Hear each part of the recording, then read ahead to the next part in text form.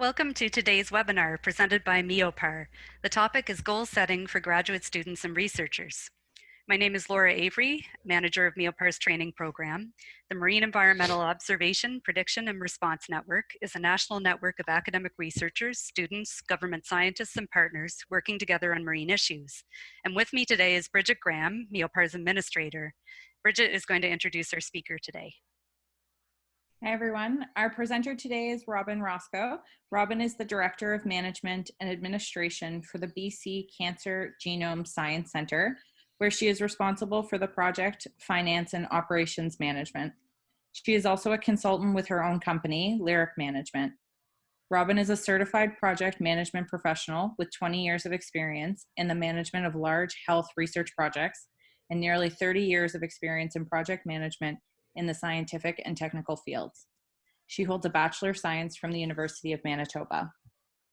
Robyn is the recipient of multiple awards for management excellence from the Canadian Association of Research Administrators and is an active teacher, mentor, and advocate in research project management.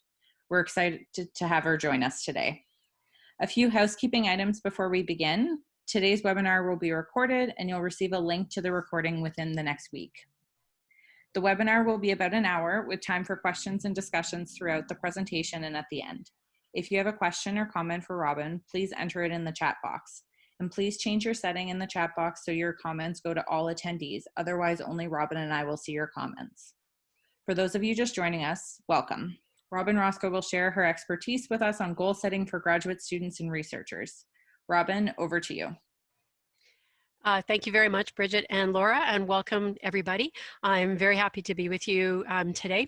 My session is about goal setting. It is perhaps a bit more general than specifically for those working in research, but my intention with this is to enable people working in research, whether they're trainees, researchers, or administrators, to be able to think about how to plan and set goals for themselves within their lives and their careers. And so that's what we'll be looking at today. We don't need to go through the introduction. Thank you very much, Bridget, for covering all of this. I will be providing a copy of the slides to MEOPAR for distribution to you. So you will have in there the connection information for me. Please feel free to reach out to me at any time if you have a question or if you'd just like to connect on LinkedIn. I'd be happy to do that too. So just a few other ground rules for today. You can ask questions at any time. As Bridget said, you can use the chat function, and I will be watching that throughout. Please don't think you have to save your questions to the end. You can ask them at any time. Because we are going to be talking about individual goals and objectives and resolutions, and people might be sharing some of that, and I will be sharing some of my own goals and resolutions as well, I would ask that you remember to be respectful, thoughtful, and kind in your comments and questions throughout the session today. So our goals for today, we are going to talk about goals versus resolutions and how we might define them differently. We'll look at applying the SMART goals approach, categorizing and prioritizing our goals and objectives and resolutions, and then some alternatives to consider and some guidelines when setting goals for yourself. So typically I do this goal setting session in January when people are thinking about making their New Year's resolutions. And the reason that we are often doing that around that time of year is because we're looking ahead to a new year full of promise and all of the opportunities that that is going to bring to us. But we can really start doing this at any time. And anytime we have a specific, what they call temporal landmark, be it the start of a new month, the start of a semester, a birthday or an anniversary of some kind of temporal landmark that is meaningful to us. If we use that as our starting point for our new goals, research does show that we tend to stick to those goals more over time because we tie them to that landmark that is meaningful to us. I also include here some what I call apocryphal statistics. There's not a lot of real research that's gone on about goals that people set at the new year, but there's a lot of information in the media usually that describes people's keep them. So as it says here, a lot of people do make New Year's resolutions and set goals for themselves for the year, but the majority of people don't follow through on them. Just 8% of people who set goals at the new year actually follow through and keep them. I'm hoping by applying some of the approaches we're going to talk about today, you will have a greater amount of success because the goals will be meaningful to you, and they'll have some structure to how you've set them that works for you and being able to follow through on them. So first, let's talk about defining what we mean by a goal. A goal can mean the area through which we have to get a puck or a ball or some other kind of device in order to score a point or to score a goal in a game. It can also refer to the intention of an activity, so the why of what it is that we're doing, what it is that we're trying to accomplish with our work or a specific task. More directly for what we're talking about today, a goal is the object of our ambitions or our efforts, so the things that we want to accomplish personally, and so the goals that we set for ourselves, things that we want to achieve in the future. So really we can talk about these as being aims or objectives, targets or endpoints for the efforts that we're going to put in working towards something. We often refer to, when we set these things at the new year, we refer to them as resolutions. But I prefer to think of resolutions as being different than goals. Resolutions can mean a variety of things. It can mean the ability of an instrument to view or detect elements. So we can think about the resolution or power of a microscope, for example.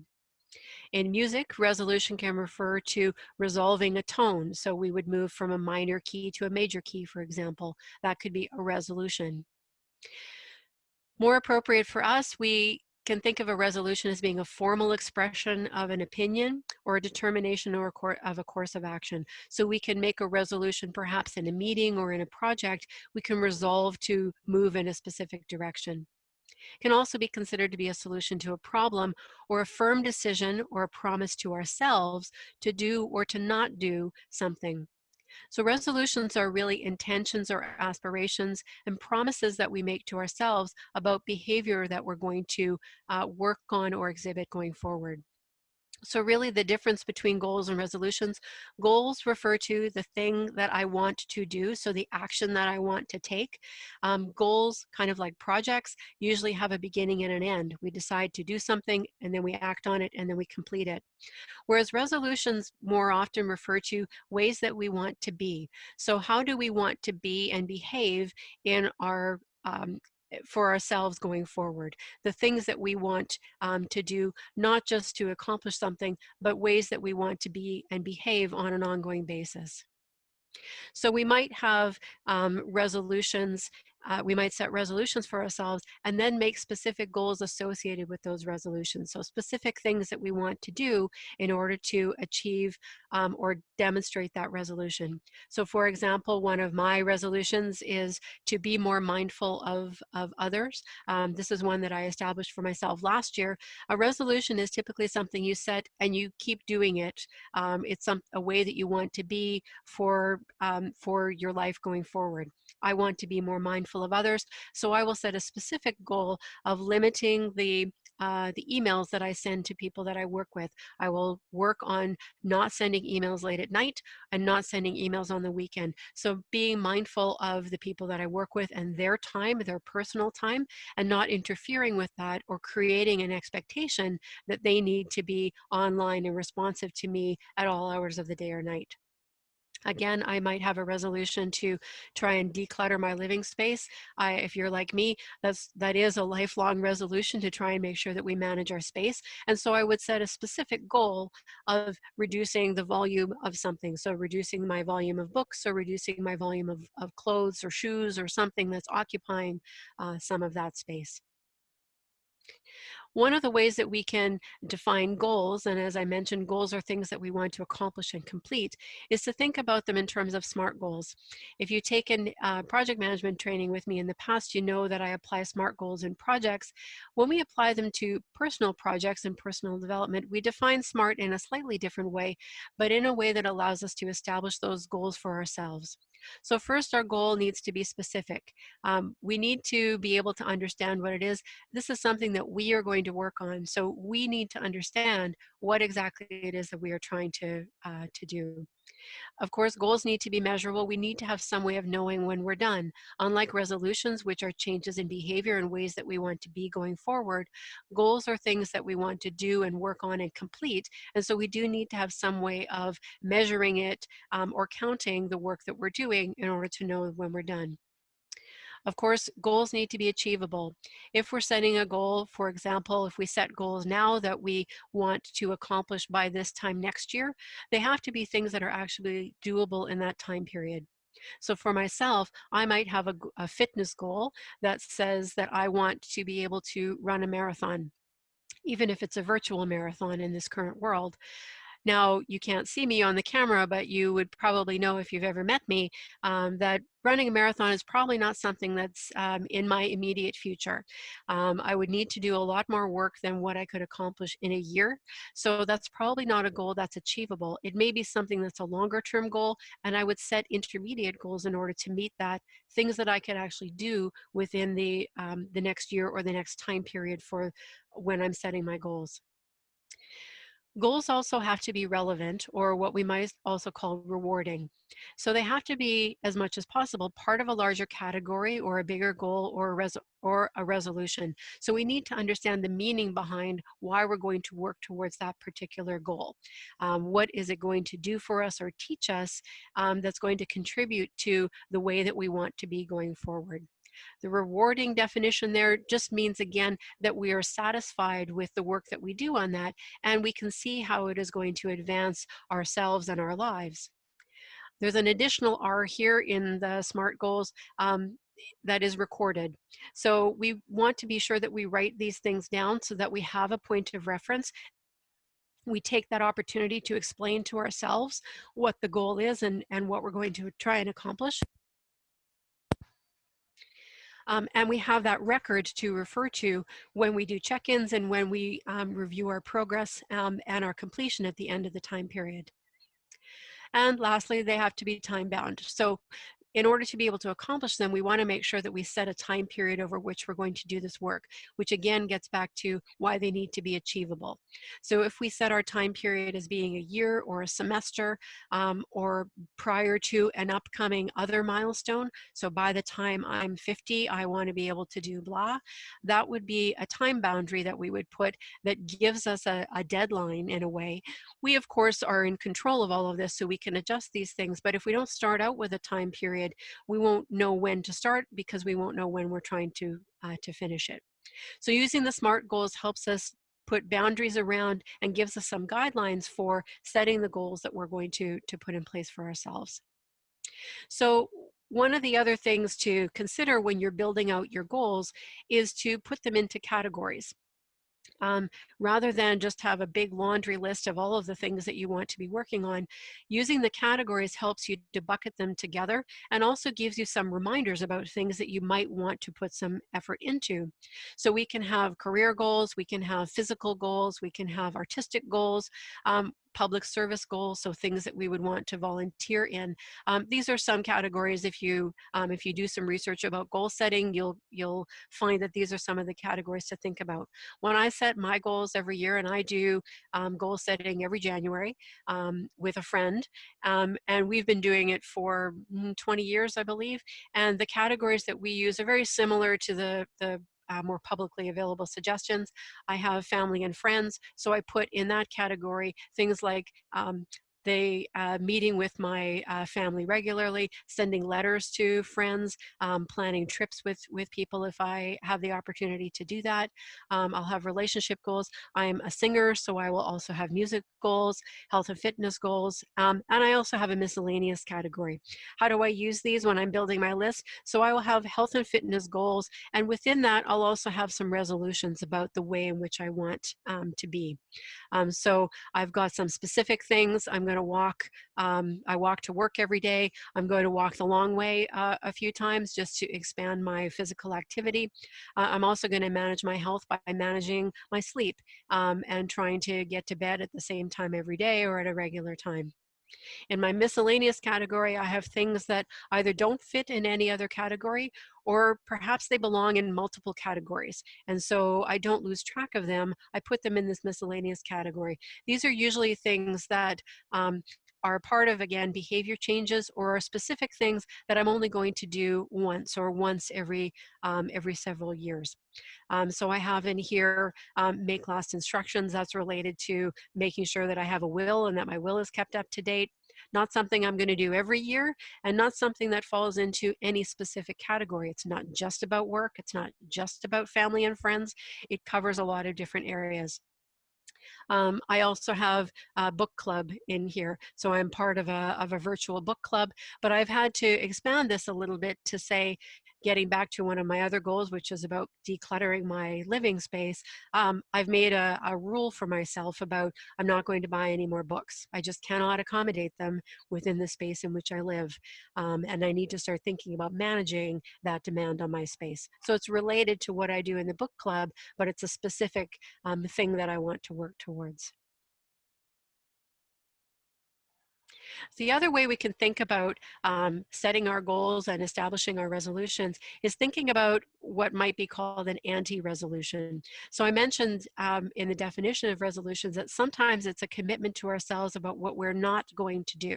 So we're going to change our behavior by not doing a particular thing.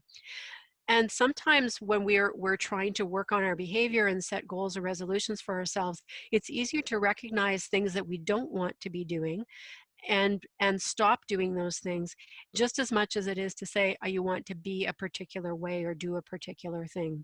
So it helps us define what we don't want to do. And once we've done that, it helps us to see more clearly what it is that we do want to do. We can think about this sometimes if we're thinking about career planning. Often if we go through the process or the questions with someone about what is it that we want to do, it's a very big space to talk about what is it that you want to do. It is easy to get started, though, in that if you start to think about what are all of the things that you don't want to do. What are the types of roles or the types of work that are definitely things that you're not interested in? And once you start to eliminate those, it helps you to focus on what is it that you do want, or define what it is that you do want. So an anti-resolution is about things that we don't want to do, changing away from a current practice or a way of doing things into doing something else. In addition to thinking about the specific goals and the broader resolutions that we want to be setting, we can also think about priority setting for our lives and for the work that we're going to do. And this would be about giving ourselves an understanding of what are the things that are important to us that then help us define what those goals and resolutions might be. One approach to priority setting is something called doing the wheel of life. Um, the wheel of life approach works like this. First of all, you think about all of the areas of your life that you have a role in. So what are all of the things, the roles that you have with your family, with your friends, within your work, within the other activities that you do, areas of life that are important to you, so things that you know you want to be working towards, or even other areas that you want to include or focus on. When you think about these, it's good to put a limit or a boundary around this. You don't want to have so few roles to play that it's difficult to prioritize them, but you also don't want to have 25 roles that you play, because it becomes difficult to balance yourself within all of those things. So it's good to think about maybe 8 or 10 roles that you play and areas of your life that are important. Next, within each one of these, we assess our life right now in terms of how fulfilled are we in each one of those roles. And that can be about how well do we think we're contributing to that, but also how well do we feel about the benefit that we're getting from participating in that particular area. So overall, how do we feel about how well we're performing and how well we're being recognized in that particular role. The reason this is done as a wheel is because we want to look at overall the balance of all of these things. Now, we might have greater level of fulfillment in some areas and not so much in other areas, and our overall assessment is looking at how well balanced is that, and where can we focus to provide some additional balance or put some effort into improving our fulfillment in specific areas. And then lastly, we can take some action to adjust that. So here's an example. This comes from the publication. This is not my wheel of life, because sports player is definitely not something that's in one of my roles. But this is an example. There are, I think, 10 roles here. There are some that are specific. So is perhaps as a parent, a mother or father, or as a manager. And then there are some areas of life that are important. So being a friend and spending some time dedicating ourselves to our career. We can look at this person who's done this has identified their roles and assessed each one of them for how fulfilled they feel in those areas on a scale of 1 to 10. And then looking at this, we can, whoever this person is can say, well, I don't feel that I'm doing very well as a team member. So maybe one of the things I can do is put less effort into being a sports player and more effort into being a colleague and a team member to try and improve the balance of all of the roles and things that are important to me in my life. So this approach of priority setting goes a little bit beyond your career, and it does think about the whole balance of your life. But all of those things are important for your career to be successful. You need to have that balance, so that you're able to give as much as you can to your career and be confident that the other things in your life are also being maintained. Just a reminder, if you have any questions, you can use the chat function. I'd be happy to address them as we go through this session today. So that was the Wheel of Life is a published and available approach to priority setting. And I learned that from working with my own coach. That's an approach that he assigned to me. But in any goal setting, in any resolution setting, in any priority setting, it's important that you establish your own way of doing it and making sure that you're using an approach that is going to be sustainable for you and meaningful for you. So building on the Wheel of Life and working with my coach, I established my own approach to priority setting, looking specifically at all of my work, not just the work that I do in my day-to-day job, but my consulting work, my teaching opportunities, my coaching with other people, all of those kinds of things, to make sure that I understood what are my priorities and how well is my current life and work meeting all of those priorities. So the first thing that I do in this approach is I consider all of the criteria that are important to me in my work and my career. So what are the characteristics of roles or characteristics of jobs that I might have that are important to me in terms of opportunities that I will pursue? Next, I rank all of these. So they can't all be the most important thing.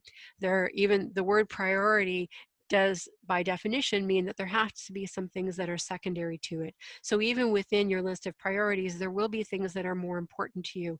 If you take a role approach or a Wheel of Life approach, you may want to weight some of those roles or areas of your life that are important, maybe putting more of an emphasis on your family and less of an emphasis on your friends or your sports activities, to make sure that overall you're meeting the balance of things that are important to you. For me, I rank each of my priorities in terms of its importance, and I say this is a highly important priority. This is a priority, but it is lower in priority. And what that allows me to do then is consider trade-offs, where I have something that is not it's not hugely important to me, but is something that is being met at a very high level. Maybe that offsets some other priority that is not being very well met in my current life. So then I evaluate each of those priorities against my current role or roles to see how well those things are being prioritized or being satisfied, in order to understand what are the areas that I might need to work on or might need to change about my current work life. So here are some of the samples. Again, this is an exercise that I do every year when I do my goal and resolution setting. I also do a priorities review. I look at all of my priorities and make sure that those are the things that are still important to me, that my ranking of those priorities is still correct, that they're still in the order of importance for myself. And then I do an assessment of my current work life to see whether those priorities are being met or how well they're being met. So I have 9 priorities on my list. Here are 4 of them. One of them is opportunities to contribute to the development of others. This is something that is very important to me, not just as a consultant, but as a leader of a team of people at the Genome Sciences Center. It's very important to me that I'm able to contribute to their development and provide them with opportunities and access to things in order for them to have that development. So that's a very high priority for me. And I can evaluate my current role and say, yes, that is a priority that is also being met at a very high level. I would look at compensation, and compensation means the whole bundle of things, the amount of time that you work and how much you get paid and your benefits and all that other stuff. And I want that to be fair and adequate for the amount of work that I put in. I rank this a little bit lower in terms of priority, partly because I do expect these things to be fair, but I also recognize that in a research environment, compensation should not be something that drives what I do, because I want to have make some other contributions. So I rank this at a medium level, but I can say that within my current working life, this is being met at a very high level. So I can use this as a trade-off then when I look at the next one, which is contribution to a greater good. This is something that is very important to me. It's a high priority, but given some challenges within our funding environment, our regulatory environment, our institutional environment, I have some challenges in recent months understanding and seeing how what I'm doing is contributing to that greater good. So my current assessment of that is that it's only being satisfied at a medium level. But when I compare that to some of the other things that are being met at maybe a higher than expected level, I might consider that to be a sufficient trade-off, and overall see that I have balance in my work in all of the areas that I participate in. So what are some of the barriers that we have to success when we are setting our goals and making our resolutions? The first one of them is absolutes. And I've already broken this a few times in the goals that I've been talking to you about today. And we'll need to revise how I describe those. So when we talk about absolutes, it's important that we don't say to ourselves, we're never going to do a particular thing again. I am never going to eat ice cream again. That's denying yourself a lot of potential pleasure with ice cream, but also it sets a standard that might be very, very hard to meet. And so you can set yourself up for failure with your goal if you make it so extreme that you don't give yourself a little bit of latitude. So one of the ones that I've said is no more books. Well, as somebody who loves books and participates in a book club and does training and research around topics in management, saying that I'm never going to buy books is probably a little bit extreme. So I have created some exceptions to that rule for myself that allow me to still satisfy the need to explore new topics, to research new areas of management, and bring in some new books, but also keep it a little bit in control so it isn't just open-ended. So try as much as possible if you're setting your goals. If you are making them extreme, make sure you understand what some of the exceptions to that might be. Next is what you might think of as the Goldilocks principle, making our goals too big or too small. If we make our goals too big, of course, they're not achievable, or they're difficult to achieve. And so we're undermining our potential to be able to achieve them, and then also undermining our own confidence in our ability to achieve our goals. Same principle in the reverse is that if we make our goals too small, so they become incredibly easy to achieve, we're not getting a sense of accomplishment from them. We're not challenging them, challenging ourselves, and we're not growing in the goals that we're establishing and pursuing. So we want to make sure that our goals meet those SMART goal criteria, that they are achievable, but they still should be a challenge and something different than what we have done before in order to allow us to grow. You can also have what I refer to as opportunity creep. So seeing that there's the potential to do something and taking it on and using that as a challenge to yourself just because you've enrolled in something means that you need to go through with it, but also taking that beyond what it is that you're able to accomplish. So for example, you might take a session like this and then challenge yourself beyond what it is that you're able to do. You might say, well, now that I've taken this course, I'm going to sign up for a bunch of other courses so that I can learn some new things, that I can explore different topics in personal development or personal growth. And maybe those things are not right for you. Maybe you don't have the time or the capacity to take them on, but because they're there as opportunities and they seem aligned with your initial goals, we start to take on more than we can actually accomplish. And lastly, we have procrastination, something that I'm pretty sure we're all familiar with, and a challenge to us for all of our goals in our work. One thing to know about procrastination, though, is that it's less to do with time management and more to do with how we feel about particular tasks. Procrastination is usually rooted in avoiding a task or an activity that we're not interested in or we're not excited about. We feel like we have to do it rather than we want to do it, and we look for opportunities and ways to avoid doing it, looking for absolutely anything else that we might do in lieu of that. There's different types of procrastination. There's passive procrastination, which means just ignoring things until they become a crisis. And then there's active procrastination, where we specifically choose to do other things in order to avoid taking on the task that we're procrastinating about. But again, all of these are rooted in not so much the management of our time and the demands on our time, but how we feel about that particular task. If we really liked it and wanted to accomplish it, we would prioritize it and we would find a way to make time for it. There's a related concept to procrastination that's called pre-properation, which is not a word I can pronounce very well, so I prefer to refer to it as precrastination.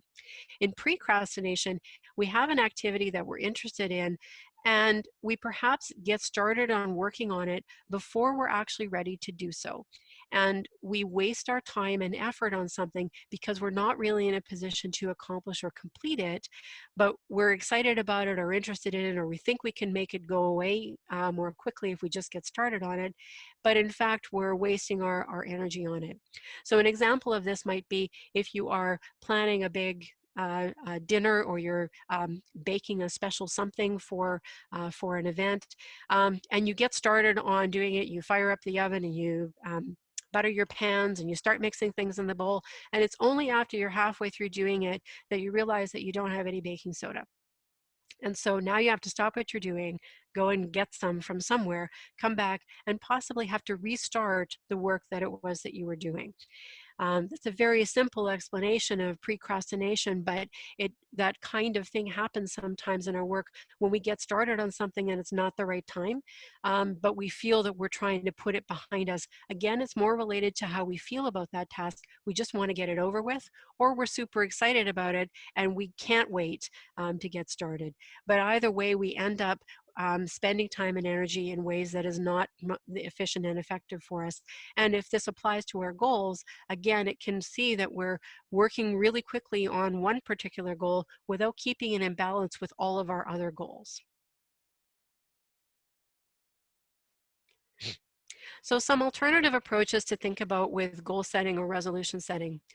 One of them is called thinking about a word of the year.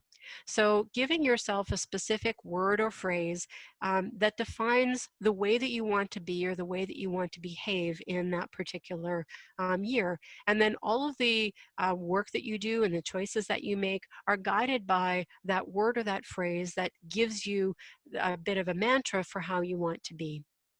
So for me, in thinking about this in terms of goal setting, I might say for myself that my word of the year for 2020 is intentional. I want to be thinking about the why of what it is that I'm doing. And when I'm interacting with people in my teams or in my projects, I want to make sure that the interactions that I'm having with them are meaningful and intentional and purposeful, and not just because I am expected to do them or I have to do them, that I actually want to be doing it, and I'm going to make sure that I understand what's the intention and purpose of what it is that I'm working towards. So you can think about words that are broad like that: intentional, mindful, compassionate, generous, might be words that you would pick and say, this year I'm going to use this as a phrase that guides the things that I do and the choices that I make. Another approach that you can take, and this can work well, particularly when you are finding that you're challenged with the amount of time that you have to focus on the things that are important to you. In the 5 roles approach, you think about, kind of like we did with the Wheel of Life, think about the 5 roles that you play that are the most important to you. So that might include being a parent, being a sister, um, being a daughter, if that's, or a son. It might also be being a leader in the teams that you're working on. So picking the 5 roles that are most important to you, and then as you're working on setting your goals and also managing your time and your activities, when you come across things that don't contribute to or don't fit into those 5 roles, it can help you to manage your time to say, I'm not doing that right now, or I'm not doing that this year because it doesn't fit in with my priorities. And lastly, you can take the approach of doing a life audit. And this is something that you would more often do in a guided way with a coach or a mentor or somebody who's trained specifically in doing life audits. It requires an awful lot of work and personal commitment to do it, because you're going to explore all kinds of areas of your life, from growing up to your education to the work that you're doing now, and understanding what are all of the skills that you have and the things that are important to you, and how do those align with what it is that you're doing and where it is that you think you want to be going. And it helps you to plan those things. Again, it takes an awful lot of effort to do one, but it can be a very beneficial approach if you are finding that you're in a place that doesn't feel like it's right for the direction that you want to be going. Doing a life audit helps you understand how you got there, and then helps you understand how to move forward, either continuing in that same direction or moving in a new direction. I would be remiss as a project manager if I didn't say again how establishing specific goals for yourself, so not resolutions, but specific goals, can follow a project management approach where we initiate our project of our specific goal by deciding that it's a goal that we want to do. We plan out how we're going to do it. We execute on that goal, so we do the work associated with it. We control and monitor it, and that we keep track of the work that we're doing and make sure that it's still in alignment with what it is that we want to do. And then, of course, because goals are time framed and achievable within our time period, the goal should eventually end, and we should complete the thing that we have been working towards, so we close out that particular goal project.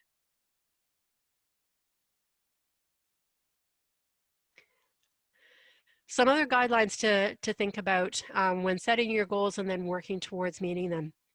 As I said before, with the absolutes, the nevers and the always that we might include in our goals, we want to make sure that we have some capacity to forgive ourselves when we step away from those goals, or if we've set a resolution for ourselves, when we don't fulfill that behavior, when we backtrack a little bit. In golf, this kind of thing is referred to as a mulligan. So when we take a shot and we miss it entirely, we get to take the shot again. That's called taking a mulligan. And you should give yourself some mulligans and some capacity for not necessarily working towards everything all the time. We all have busy and complex lives, and sometimes that work and the outside world interfere with our ability to achieve our goals. We're certainly living through a time that we could not have anticipated a year ago, and so there's a lot of things that are going to interfere with our ability to achieve our goals, and that's okay, and we should be kind to ourselves with respect to that. As I mentioned with my goals, I work with a friend when I'm putting my annual goals and resolutions together. And getting a buddy to work with on your goals can help with a couple of things. It helps challenge whether the goals that you're setting for yourself are realistic and achievable. And it builds in a little bit of accountability, because this person is going to check in with you every now and then and see how it's going. And you're going to check in with them and do them that same favor of providing that little bit of accountability and guidance. Piggybacking in goal setting refers to maybe blending a few goals together. So if we're going to work towards one goal, maybe there's something else that we can accomplish along the way. So bringing some things together and making them a little bit easier, because we're converging all of that effort and activity. Just a warning though, piggybacking does not mean opportunity creep. It doesn't mean trying to pile everything on and do it all at the same time, but it does mean looking for efficiencies in the ways that we're going to work towards our goals. Scheduling checkups. This is again where a buddy can come in handy. But even if you don't have a buddy, you can, for your goals, you can set regular checkups with yourself. Now, I've mentioned I work with a coach, and so I have a regular check-in with him, and we review some of the goals that are on my list. So I'm being held accountable for the work that I'm doing. But we also want to check in on the goals that we're working towards and just make sure that they are still meeting all of those SMART criteria. Maybe certain things in our lives have changed since the time we set our goals, and those goals are either not meaningful or no longer achievable in our current life. Again, we want to be kind to ourselves and make sure that we're able to accomplish everything that we possibly can, but not set unrealistic goals for ourselves and then feel like we haven't accomplished things because we didn't meet them. So during these checkups, we want to look at our progress, but also look at the goals themselves and make sure that they still make sense. Again, in terms of being good or easy on yourself, not that you don't want to challenge yourself, but you should focus on the performance, so the work that you do towards achieving a goal, not necessarily the specific outcome. And this is important when the achievement of a goal, there are elements of it that are beyond your control. So I mentioned previously that one of the things I might put as a goal is I want to run a marathon or a virtual marathon. And so I'm going to do the work to prepare myself to get ready for that. I'm going to do the training and the time trials and all that other stuff that go into preparing for that. But if we live in a world as we do now, a lot of events are being canceled. And so I can't hold myself responsible for the fact that I didn't get to participate in that event because that event never occurred.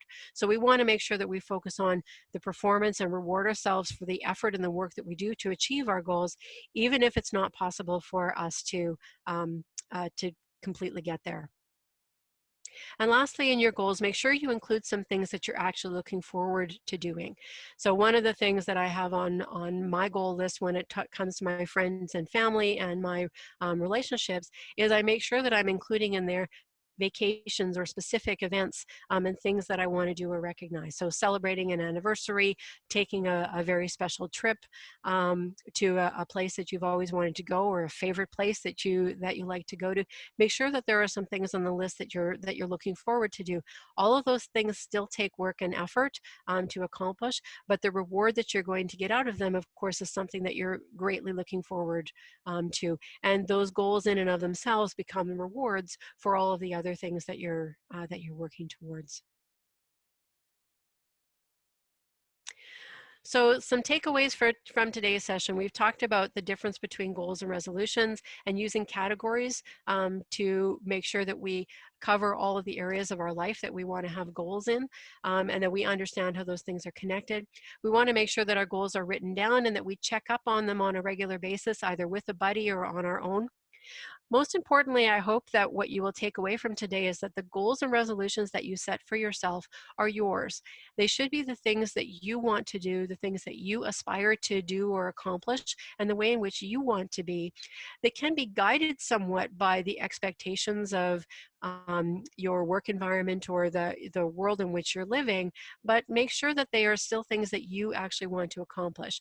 It's unlikely that you will want to put effort into accomplishing things that are only based on other people's expectations and not things that you specifically want to do. And with that, we'll come to the end, and I'll ask you if there are any questions. I'm watching the chat, and I see people are talking about time tracking. That's a great way to be keeping track of the effort that you're putting into things, and also determining how much time you might have to devote to the things that are on your goals list or to the resolutions that you're working towards. There are lots of different tools online to be able to do that, and tons of apps even that you can put on your phone. There's something called Trello, and there's something called Toggle. Are two tools that I'm aware of that you can use to keep track of your time and the work that you're putting into various activities.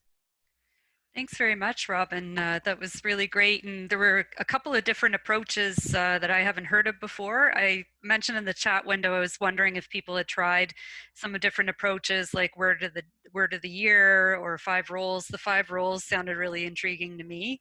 Yeah, it's interesting too, I think, how much comes down to emotion with this and values. When you were talking about resolutions, and the difference between resolutions and goals. Like I can really see how um, it needs to be aligned with your values to be meaningful, and then having sort of the SMART framework and some of these approaches to try out can be a great way to actually, like, I guess, execute on those goals. So thanks very much. If people do have any questions, please feel free to put them in the chat box, and take a moment now to share. You can also share, like Jonathan did, if you have any strategies that you've used as a graduate student or an early career professional that have been helpful to you. Please feel free to share those as well, and you can send it to all panelists and attendees. I see a question from Patricia here.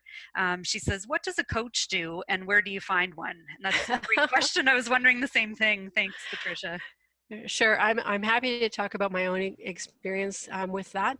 I have written a few blog posts about this as well, so you can maybe learn a bit more from that online. Specifically, a coach works with you around specifically what are the things that you want to accomplish. And the way a coach works, and it took me a while to figure this out when working with one, but really a coach is just there as a guide. They ask you questions to guide you to your own solutions, and to establishing what your own goals are and the work that you're going to do. One of the benefits that I've found from having a coach is it is an ongoing relationship. You have to be comfortable with the person that you're working with. But what I find valuable is that a coach reminds me of the things that are important to me. So when I'm having a particular challenge at work or in some other area of my life, and I'm going over that with him, he's asking me questions about how I feel about things, how I perceive things. Is there any other way that you might perceive that particular problem? He doesn't tell me what to do, but he asks me questions so that I can figure out what it is that I need to do for myself. And also he reminds me of what I have previously said are my goals or objectives, and how I feel about things. So if I'm complaining about a particular person at work, for example, he will remind me that, just a few weeks ago, you were just talking about how much you enjoyed working with this person because they did blah, blah, and blah. So what has changed in that period of time? Or he reminds me of what my overall goals and priorities are, and things that I want to be working on. How do you get a coach? There are lots of different ways. I can send some resources and links to Laura to share with you after the course. Wherever it is that you're working, there are going to be consulting companies and professional coaches that you can access. If you know somebody that's working with a coach, you could ask them for a referral. And I recommend that you reach out to people, explore a little bit about what their approach is and how it works, and see if it's something that you want to do. Of course, it is something you have to pay for, but as somebody who's been doing it for going on 6 years now, I can tell you it's one of my secret weapons in terms of the success that I've had in my career over the last few years. Jordan has said, how often should you be setting goals and checking in with your goals in the wheel of life? This is one of those it depends questions. I do it annually, partly because I find that's a good enough cycle for how things have changed in my world and my work, and allow me to review that. However, I've been in my job and my role at BC Cancer for 17, 18 years now. And so I haven't, other than advancements, I haven't had a lot of change in my work and my work environment. So an annual approach is probably sufficient for me. I would suggest that not so much in terms of frequency. Annual is probably the longest amount of time you would want to wait. But whenever you are thinking about making a change in your work, or when a change is pending. So if you're a graduate student and graduation is coming up in the not too distant future, spending some time thinking about those goals and what it is you want to do next, and making sure that you think about those priorities for what that next role is going to look like. And then once you've made that change, maybe a few months after the change has happened, revisiting the goals and priorities again to make sure that everything's in alignment. So there isn't really a rule about how often to do it, as often as you need to. But again, I would think about doing it whenever there is a major change coming or a major change happens. Just take that step back and make sure you remind yourself of your goals and priorities as you move forward. Hopefully that answered your question. Yeah, great question, Jordan. And I know personally right now, it seems like for a lot of us, probably all of us, like there's a lot of potential change, and yet some things might feel a bit stuck. I'm someone who really values travel, for example. So, you know, that's a big change to not kind of have travel on the horizon. And yeah, I don't know if that's something, Robyn, that you can comment on. Like, have you found that the goal setting you've done for this year, has it really changed with the COVID situation, or is that something that, you know, you can keep ticking along at? Good question. It is definitely, you know, I set my goals and my priorities in January, and we are certainly in a completely different world now than we were back then. So yeah, there would be some revisiting, or at least, you know, like I said, I do a regular check-in on my goals. So I take that opportunity to assess, is this something that's still achievable? You know, is it something that's still really important to me? Certainly some of the goals that are on my my annual list this year involve some travel that didn't happen. And so I can't beat myself up about that because it's completely beyond my control that those things happen. But I can take on board how that felt, what I might want to do as an alternative, or how I might redirect any of that energy or effort into something else. I also typically do a lot of teaching. Not just online, but in a live environment, and of course that's not happening anymore.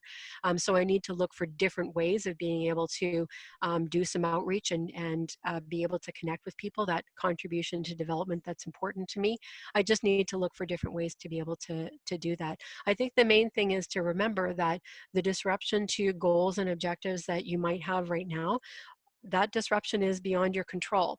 And so you just need to be paying attention to how it is affecting you, and thinking about how you're going to respond and change those things in a way that's still going to make them meaningful to you. Hopefully that helps. Yeah, thanks, Robyn. That's great. Um, we still have just a moment or two for questions. I will mention before we wrap up that Robyn is going to be the speaker for our next webinar on June 3rd, and the topic for that will be cultivating your strengths. And we also have a part 2 in our web series on mental health and wellness for graduate students. We've set a date for that. It's June 10th, and we'll share that with everybody. We're really excited about that. It's going to be a bit more interactive and take advantage of the virtual space. If there aren't any other questions, I'll go ahead by thanking Robyn once again. Really great. I like that you mentioned suggestions that we can implement pretty easily too, like getting a buddy, maybe trying out some of these strategies, approaches, and looking for accountability for, I know, myself and perhaps some others. That's really a helpful thing. So thank you once again. Looking forward to talking to you on June 3rd. Oh, and I think we've got one more question from Claire. So Robyn, if you want to go through. Sure. Yeah. So it says, so say that work takes up one-fifth of the 5 roles in your life, but when you focus on the 5 roles for work life, when you step back, it makes you feel like you have 10 roles where half of them are work. And then we're back to being stretched too thin. Yeah, again, that's part of the challenge with the 5 roles approach, is that those can be too broad to give you that latitude to be able to say, no, that doesn't align with my priorities right now. So if you said work, again, maybe one of the ways to think about it is not to define the task that you're doing, but to say what exactly is your role.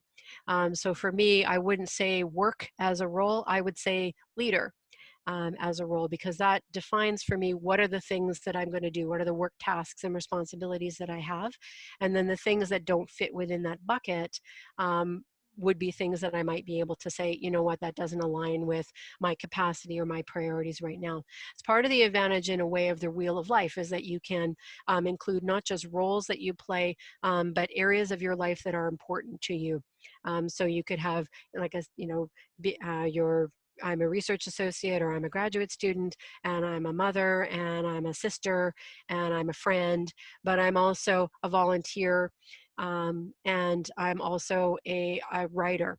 And there's all these different things that you would do. And again, thinking about keeping them all in balance, it is about making choices and having to choose to go in one direction or another, and maybe not doing all of the things that are on your big list right now, but giving yourself the capacity to accomplish those 5 things or those 10 things or however you want to define your roles and your goals, making sure that there are things that are achievable.